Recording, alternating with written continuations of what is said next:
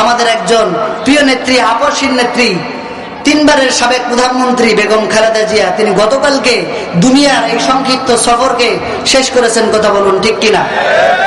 তিনি এই দেশের মানুষের জন্য আপসহীন নেতৃত্ব দিয়েছেন।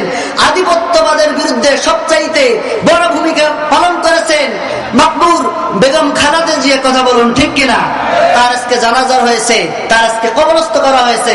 আমরা দোয়া করব আল্লাহ তাআলা তার এই বান্দিকে যেন তার জীবনের ভুল ত্রুটিগুলো মাফ করে দিয়ে জান্নাতের সুউচ্চ মাকাম দান করেন। সকলে বলি আল্লাহুম্মা আমিন।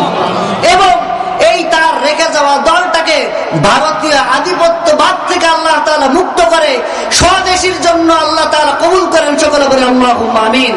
আগামী দিনে যারা বাংলাদেশে রাজনীতি করতে চাইবে তাদেরকে কোরআন সামনে নিয়ে রাজনীতি করতে হবে। কথা বলুন ঠিক কিনা?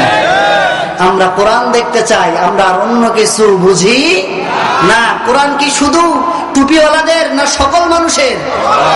আওয়ামী লীগের কোরআন, বিএনপির কোরআন, জামাত ইসলামের কোরআন, চরমনার কোরআন তথা সমস্ত মুসলমানদের জন্য কোরআন। কথা বলুন ঠিক কিনা? রান্নাঘর থেকে শুরু করে বঙ্গভবন পর্যন্ত প্রত্যেকটা দিক এবং বিভাগ কোরআনের আইন মানার প্রয়োজন আছে না নাই? সকলে বলুন না, আছে না নাই? সুতরাং কোরআন দ্বারা আমাদের দেশটা পরিচালনা হোক। আগামী দিনে যারা নেতৃত্ব আসুক, কোরআনের বিপক্ষে কোনো আইন না পাশ করুক, আমাদের কোনো সমস্যা নাই। কোরআন দ্বারা দেশ পরিচালনা হোক, আমরা এটাই চাই। কথা বলুন ঠিক কিনা? 96% মুসলমানের দেশে কোরআনুল কারীমের মাহফিল বাস্তবায়নের জন্য যদি পারমিশন নেওয়া লাগে, এর চাইতে দুঃখ আর কোন কিছু হতে পারে না। কথা বলুন ঠিক কিনা? আমরা 17 বছর দেখেছি, আমরা আর বিগত দিনের 54 বছরে ফিরে যেতে চাই না। আমরা আগামী দিনে কোরআনের বাংলাদেশ দেখতে চাই। কথা বলুন ঠিক কিনা?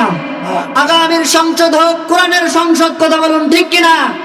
আগামী দিনে আমরা ইরশাদের শাসন দেখেছি, বঙ্গবন্ধুর ভাষণ দেখেছি, আমরা আমরা দেশ পরিচালনা দেখেছি, বেগম খালেদা জিয়ারও দেশ পরিচালনা দেখেছি, আমরা শেখ হাসিনারও দেশ পরিচালনা দেখেছি।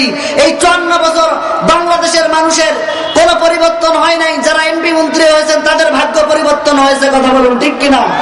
আমরা এবার চাই কোরআন দিয়ে এই সংসদটা পরিচালনা হোক। কথা বলুন ঠিক কিনা? আগামী দিনে আমরা এই কোরআনের জন্য আমাদের জান মাল বাজি রাখতে প্রস্তুত আছি না ইনশাআল্লাহ?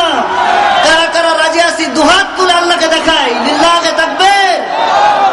আল কোরআনের আলো, আল হাদিসের আলো, আলেম ওলামা যেখানে, কোরআন হাদিস যেখানে, সুদ ঘুষ যেখানে, লিল্লাহি তাকবীর, লিল্লাহি তাকবীর। কোরআন হাদিস যেখানে, আলেম ওলামা যেখানে, লিল্লাহি তাকবীর। সম্মানিত ভাইরা আমার, আমরা এটা কি রাজনীতির আলোচনা করলাম?